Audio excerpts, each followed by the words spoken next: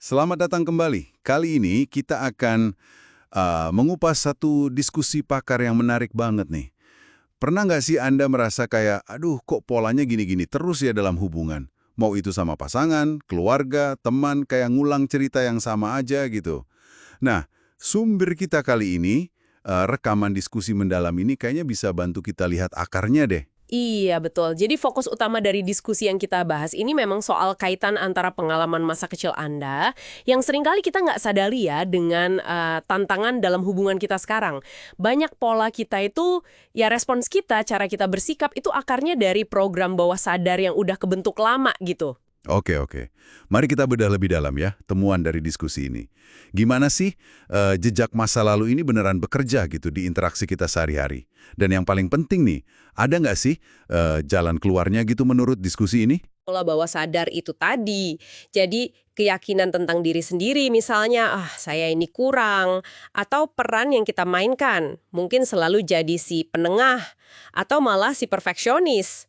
Termasuk juga, cara sistem saraf kita udah terbiasa merespons pemicu tertentu.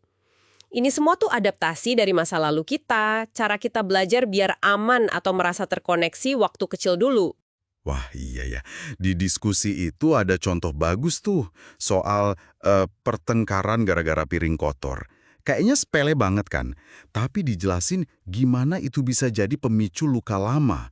Mungkin rasa diabaikan, atau kebutuhan emosi yang nggak terpenuhi dulu, yang akarnya udah jauh banget ke belakang. Jadi emang bukan soal piringnya ya? Tepat sekali, pakar di diskusi ini menekankan banget kalau reaksi emosi kita terasa meledak atau berlebihan gitu ya, itu seringkali cuma gema dari pengalaman sebelumnya. Ada satu temuan penting lagi yang disorot nih, sistem saraf kita itu secara alami nyarinya yang familiar, kondisi yang udah dikenal. Jadi kalau Anda misalnya tumbuh dalam keluarga atau lingkungan yang tegang terus penuh drama gitu, nah ironisnya situasi hubungan yang tenang, damai, itu malah bisa terasa aneh. Aneh buat sistem saraf kita. Oh, jadi gitu ya? Iya, bahkan bisa memicu rasa cemas. Nah, ini salah satu penjelasan kenapa kadang kita tanpa sadar kok kayaknya balik lagi ke pola yang lama yang sebenarnya nggak kita mau. Masuk akal sih. Ini juga menjelaskan kenapa kita gampang banget ya berharap orang lain yang berubah. Misalnya, coba deh pasangan saya jangan gitu lagi. Atau keluarga saya harusnya ngertiin dong, biar kitanya merasa lebih enak gitu. Diskusi pakar ini kayaknya mengaitkan itu sama rasa nggak berdaya yang kita coba hindari gitu ya. Persis, persis. Diskusi itu ngegambarin harapan tadi itu, harapan orang lain berubah, sebagai semacam mekanisme pertahanan diri kita. Mirip fantasi anak kecil gitu kan, berharap situasi di luar sana tiba-tiba berubah ajaib. Yaitu melindungi kita dari rasa kecewa atau realita yang mungkin pahit saat ini. Tapi ya itu juga yang bikin kita stuck, terjebak. Kekuatan buat berubah itu, kata pakar ini, datangnya ya dari dalam diri. Dari kesadaran akan pola diri sendiri, terus diikuti komitmen buat ambil tindakan yang berbeda, konsisten. Walaupun awalnya pasti terasa aneh atau nggak nyaman. Oke, oke. Terus langkah praktisnya gimana dong menurut diskusi ini? Soalnya kan sering kita udah sadar polanya, tapi kok ya susah banget gitu buat nggak otomatis balik ke reaksi lama. Kayak udah autopilot aja. Nah, kunci yang ditawarin di diskusi ini adalah menciptakan jeda. Semacam ruang gitu ya, antara pemicu sama reaksi kita. Langkah awalnya gimana? Coba deh perhatikan sensasi di tubuh Anda pas lagi kepicu. Jantung jadi deg-degan, perut rasanya nggak enak, atau otot jadi kaku.